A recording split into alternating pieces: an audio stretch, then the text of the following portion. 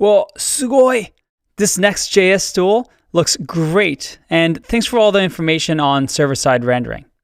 I think you're right. I don't think we need RoboFriends app to be server-side rendered for now, but maybe on future projects we can use something like Next.js. Thanks again. Really appreciate it. God, you're awesome. All right, we've done it again. Another task done for Bruno and Keiko Corp. Hopefully, you now feel comfortable with the idea of server-side rendering and client-side rendering, and you're able to make a smart decision on when to use what. If we remember, server-side rendering is great for static sites. Initial page loads are faster, and SEO is definitely better with them. The drawback being that it still does full page reloads. The rendering can be slower because of that, and we have multiple requests to the server, as well as increasing the complexity of our app. Client-side rendering, on the other hand, was really good for rich interactions, fast website rendering after the initial load, and it was a good tool for web applications. But it did have the drawback that SEO was really hard to get right, and you had that longer initial load. Now, to finish off, I want to show you 3 charts that I think are really helpful. The first chart we're going to look at is how a regularly JS rendered page looks. We have the initial request, the HTML arrives, and starting from there, we start requesting all our resources, including our large JavaScript file. The JavaScript file arrives.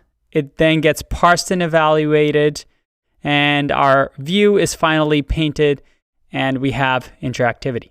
You see, it takes a long time to actually have a workable page. And we've already discussed this to bits. The second graph is with server-side rendering. We have our initial request, HTML arrives, but because we have information on our HTML page, we get a faster view painted.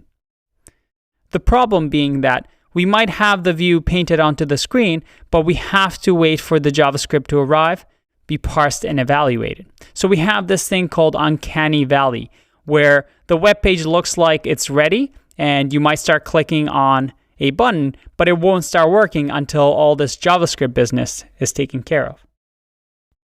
So maybe perhaps there's a better solution. Perhaps we can use something called progressive rendering. The idea behind progressive rendering, and you know what? We've actually been talking about it throughout the course. We only send out only what you need for the initial render. Then you progressively make more features and pages available in the background as more things arrive. So you might remember code splitting. That's what it is. Code splitting was sending only what we need to the front end.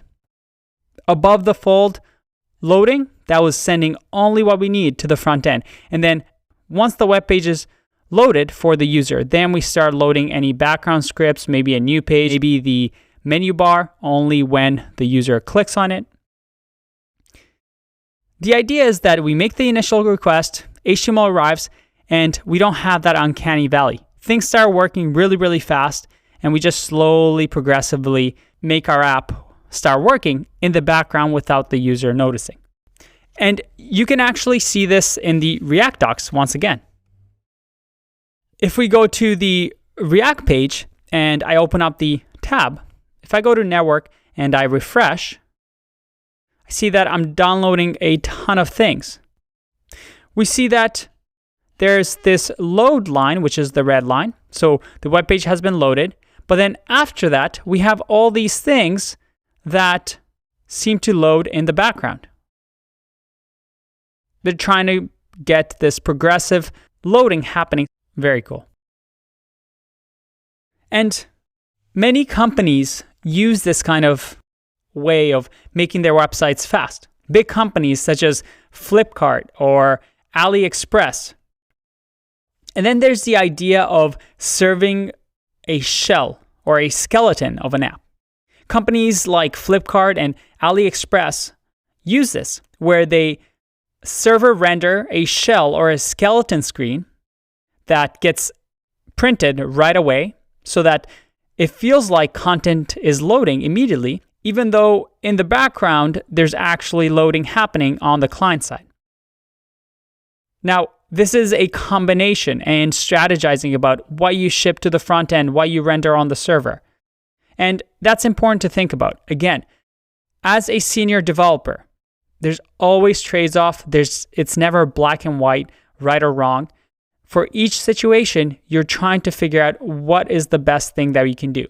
And you can take pieces from client-side rendering and server-side rendering to make it work for whatever your needs are. For example, there's a tool called prerender.io, and it allows JavaScript websites to be crawled for search engines.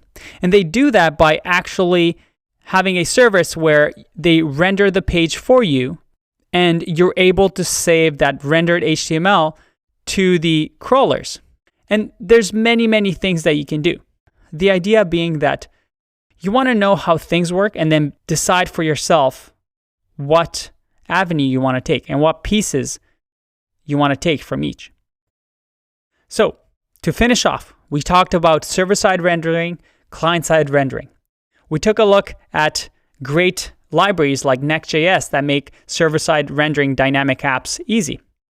And we also learned that companies like Priceline, Walmart, Airbnb are a big fan of things like server-side rendering because they care about their SEO. A lot of their customers come through SEO, and they want to make sure that that is as fast as possible. But other websites might not be as interested in that and adding that extra layer of complexity. So they try and do something that is client-side rendered, but also progressive enough where they minimize the amount of JavaScript we send to the front end. I think Bruno's happy with our decision that the RoboFriends app doesn't need to be server-side. It's fairly fast already, our JavaScript files are fairly small, and we don't care too much about SEO with our RoboFriends. So I think we're good sticking with client-side rendering. What do you think? I'll see you in the next section. Bye-bye.